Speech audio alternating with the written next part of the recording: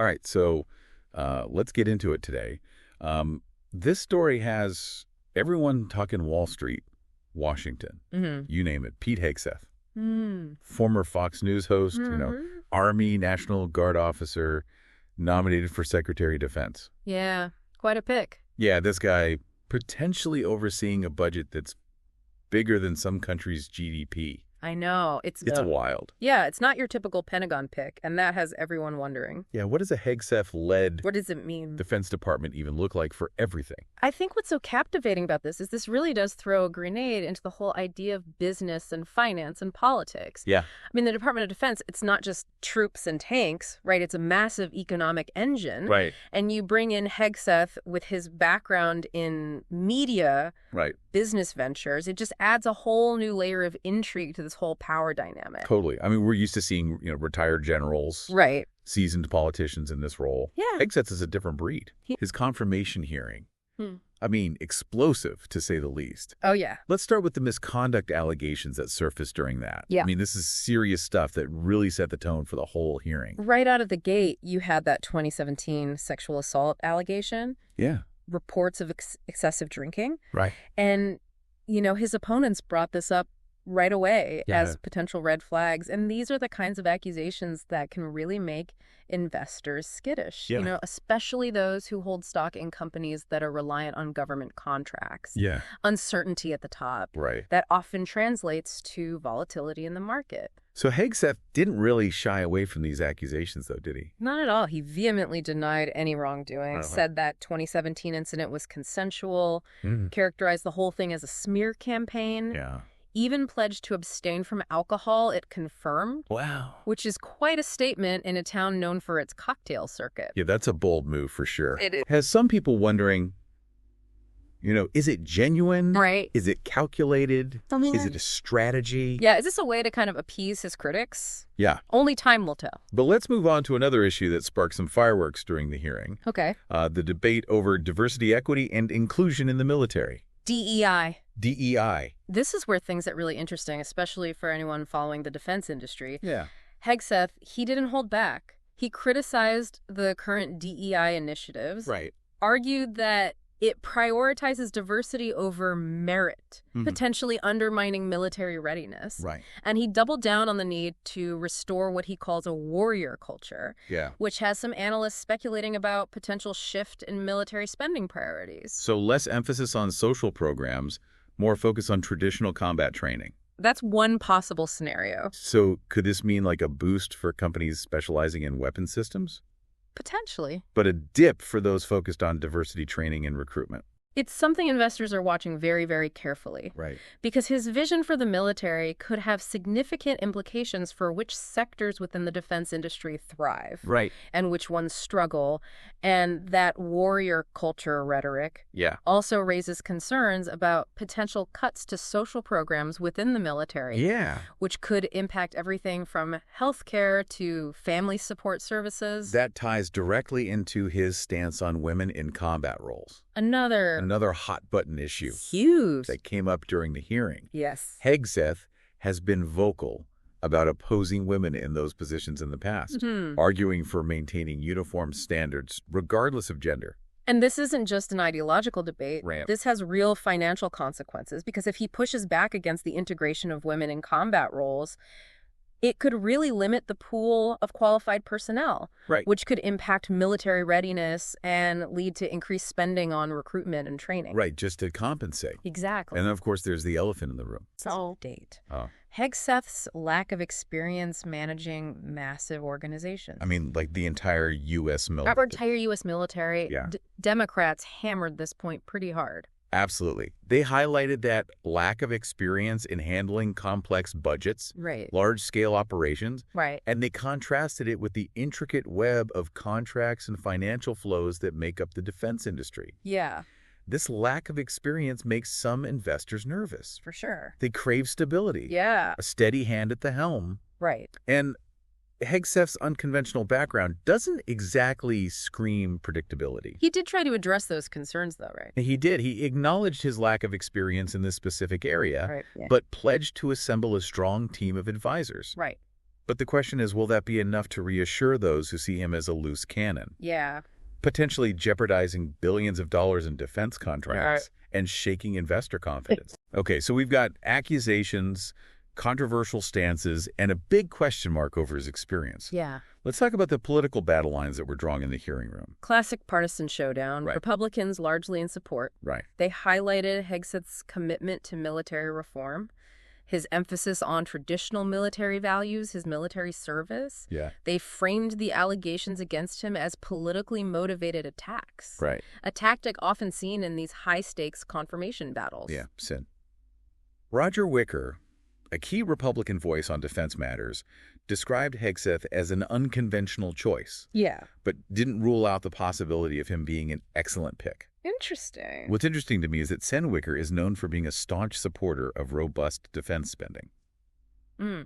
So could this be a hint that Hegseth might be more inclined to boost military budgets than some of his critics fear? That's a really shrewd observation. Yeah. Because Wicker's support could indeed signal a potential increase in defense spending under Hegseth-led Pentagon, which would be music to the ears of defense contractors and their investors. Right. But let's not forget about the other side of the aisle. Right, the Democrats. Right. The Democrats were, shall we say, less than enthusiastic about Hegseth's nomination. To put it mildly. Yeah. They hammered on those misconduct allegations, his lack of managerial experience, and his perceived partisan bias from his Fox News days. Yeah, they expressed deep concern about his temperament, Right. his judgment, Right. arguing that he's simply not fit to lead an organization as complex and crucial as the Department of Defense. And Senator Jack Reed, a leading Democratic voice on defense, didn't mince words. No. He flat out said Hegseth lacks the character and competence to lead the Defense Department.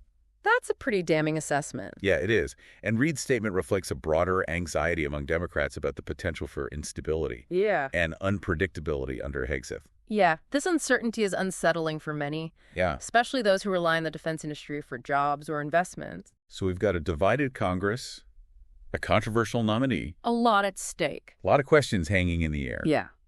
So what happens next in this high-stakes drama? Where do we go from here? Well, the Senate Armed Services Committee, they're going to take everything from that hearing and decide whether to recommend Hegseth to the full Senate. Yeah. And that decision is going to send shockwaves through the defense industry no matter which way they lean. So that committee vote, that's the first major hurdle. First one. If they give him the thumbs up, then it goes to the full Senate for debate and a final vote. Exactly. And remember, it only takes a simple majority, 51 votes, to confirm him. Right. And if it's a tie, the vice president casts the deciding vote. Oh, wow. So all eyes on those moderate senators. Oh, yeah. The ones who haven't fully committed to either side. The ones that could make or break this nomination. It's like a political thriller. It is. Except the stakes are real world military power. Billions of dollars. Billions of dollars in defense contracts. So much hinges on these upcoming votes. So let's say, for argument's sake, that Hegseth does get confirmed. Okay. What kind of defense secretary would he even be? That's the million-dollar question. Right. And it's one that has Wall Street analysts burning the midnight oil trying to figure out. Right, because we've heard the rhetoric. We've heard it. But how would it translate into actual policy? Right. Hegseth talked a big game about shaking things up at the Pentagon. Right. Slashing bureaucracy, shifting focus back to what he calls core warfighting capabilities. Yeah, what does that even mean for the companies that rely on those juicy defense contracts? Right. Are some going to see a windfall? Right. Are some going to be left out in the cold? So less paperwork, more firepower. I mean, it sounds like a tagline for a summer blockbuster. I know. But I guess in this case, it could be a real shift in how the Pentagon operates. It's more nuanced than that. Okay. Hegseth argues that the Pentagon has become this bloated, bureaucratic behemoth. That's diverting resources and attention away from its core mission of national defense. He wants to streamline decision-making, cut wasteful spending, and get back to basics. I can see how that might appeal to folks who think the military's become too bogged down in red tape. Sure. But couldn't that also mean cutting essential oversight? Potentially. Leading to more risky or even corrupt contracts? Yeah. That's not exactly something investors want to hear. Not really, no. And that is the concern that some critics are raising. Right. They argue that some of those administrative functions, they're crucial for accountability, transparency, making sure that taxpayer money is being used wisely. Right. Cutting those functions could create opportunities for waste, fraud, and abuse, which would ultimately harm the military's effectiveness and damage public trust. So it's a balancing act. It is. Too much bureaucracy can stifle innovation and efficiency, but too little can open the door to all sorts of problems. Exactly. It seems like Hegseth, if confirmed, would be walking a tightrope. He would. And it all comes down to leadership. It does. Can he make those tough choices? Navigate those complex trade-offs? And ensure that the military is both lean and accountable? It's a big question. That's the question investors will be asking. And their answers will have a direct impact on the defense industry's bottom line. Speaking of the bottom line, let's talk about those controversial DEI initiatives. Hegseth's vision of a warrior culture seems to be at odds with those who are pushing for a more inclusive military. What does that mean for the companies that specialize in diversity training and recruitment? Right. Are they going to see their contracts dry up? That's a distinct possibility. Wow. Because Hegseth has been critical of DEI programs, arguing that they prioritize diversity over merit, potentially compromise military readiness. So if he follows through on those criticisms, it could mean a shift away from those types of programs and a corresponding impact on the companies that provide those services. But wouldn't rolling back those initiatives potentially alienate a significant portion of the population? It could. Making recruitment even more challenging. I mean, it seems like an odd strategy, especially in a time when the military is already struggling to meet its recruitment goals. It's a gamble, for sure. Hegseth's betting that emphasizing a warrior culture will appeal to a certain segment of the population. Those who value traditional military values and are drawn to the idea of a more hardcore combat-focused force. Whether that gamble pays off remains to be seen. And then there's a whole financial aspect. The Defense Department has a massive budget. Massive. And Hegseth has talked about the need to be more fiscally responsible. He has. Where would those cuts even come from? That's the big unknown right now. He hasn't laid out a detailed budget plan. So it's hard to say exactly where he'd make those cuts. But based on his past statements, we can speculate. He's expressed skepticism about some of the more expensive weapons programs. Like what? Arguing that they might not be the best use of taxpayer money. So could we see cuts to things like the F-35 program or the development of new aircraft carriers? I mean, that would send shockwaves through the defense industry. It's definitely a possibility. Wow. He's also talked about the need to reduce the size of the military bureaucracy, which could lead to cuts in personnel and support services. Those cuts could save money, but they could also impact military readiness and morale. So a lot of uncertainty about which companies will benefit and which ones will take a hit if Hegseth gets the top job. All of uncertainty. What about military strategy? Could his leadership shift how the U.S. approaches global threats? It could. Would he be more hawkish, more interventionist? Well, his foreign policy views are complex, somewhat contradictory. He's been critical of what he sees as an over-reliance on military intervention in recent decades, arguing for a more restrained foreign policy that prioritizes diplomacy and economic strength over military force. But he's also a strong supporter of a robust military presence around the world and has expressed hawkish views on issues like China and Iran. So is it less intervention or more? It's hard to get a clear read on where he stands. He's a bit of an enigma.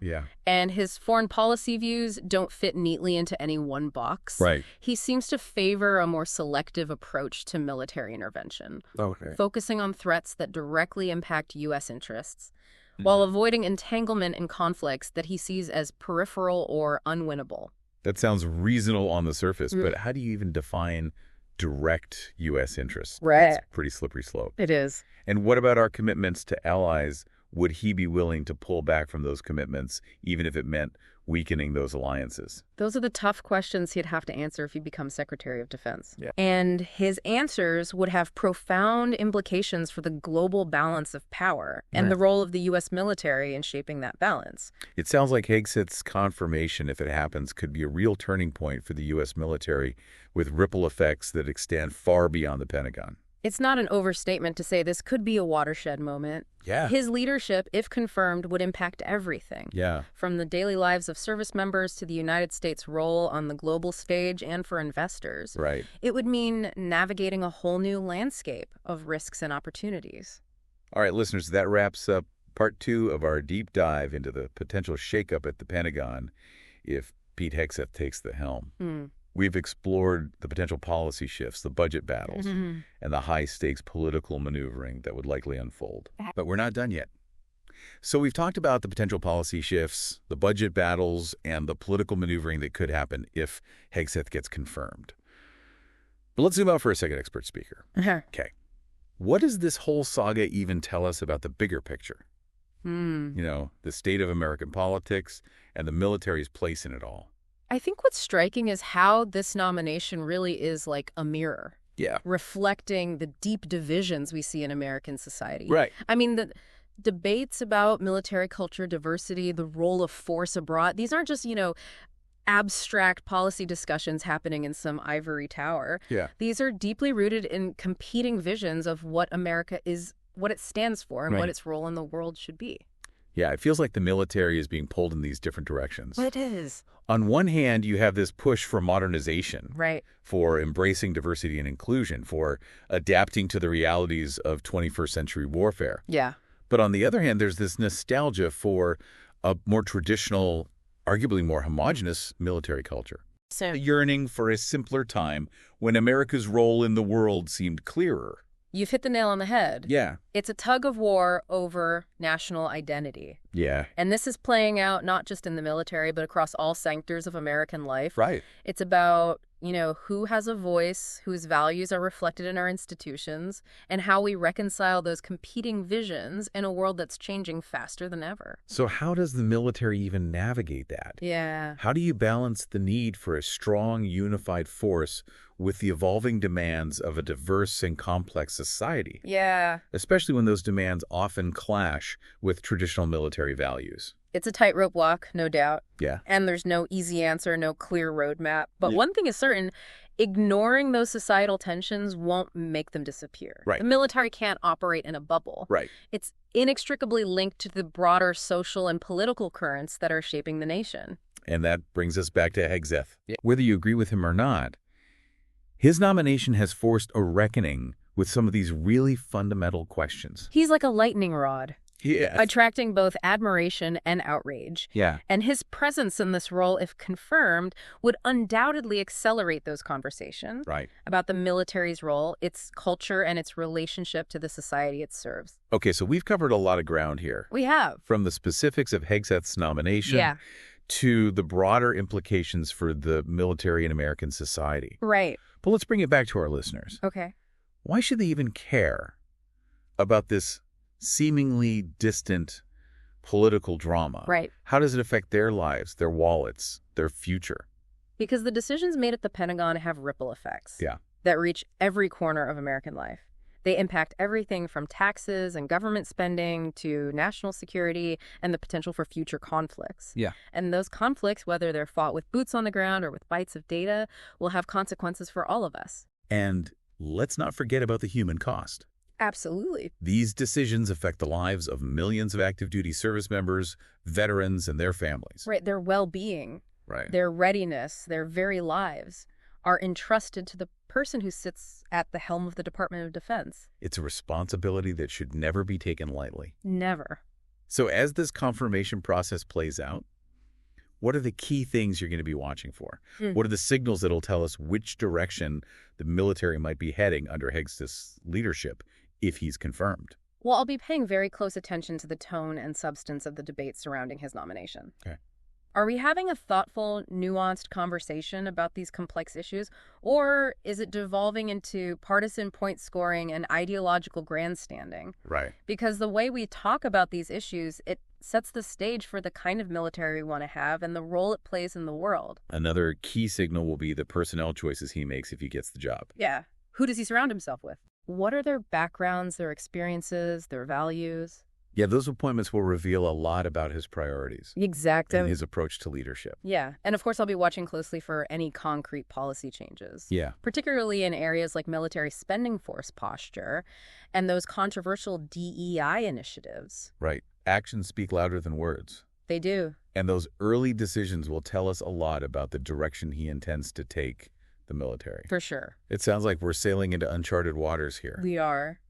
Hegseth's potential tenure at the Pentagon could be a period of significant change, upheaval, and uncertainty. It could be, and it's too early to say with certainty what those changes will look like or what their long-term impact will be, but one thing is certain, this story is far from over. Right. There will be twists and turns, surprises and setbacks, victories and defeats. And we'll be here to guide you through it all. Absolutely. To analyze the key developments and to help you make sense of it all. Because understanding these complex issues is crucial for informed citizenship. Right. The military is not some abstract entity. It's not. It's made up of real people facing real challenges, making life-altering decisions every day. And we as citizens have a responsibility to engage with these issues thoughtfully, to hold our leaders accountable, and to ensure that the military serves the best interests of our nation and its people.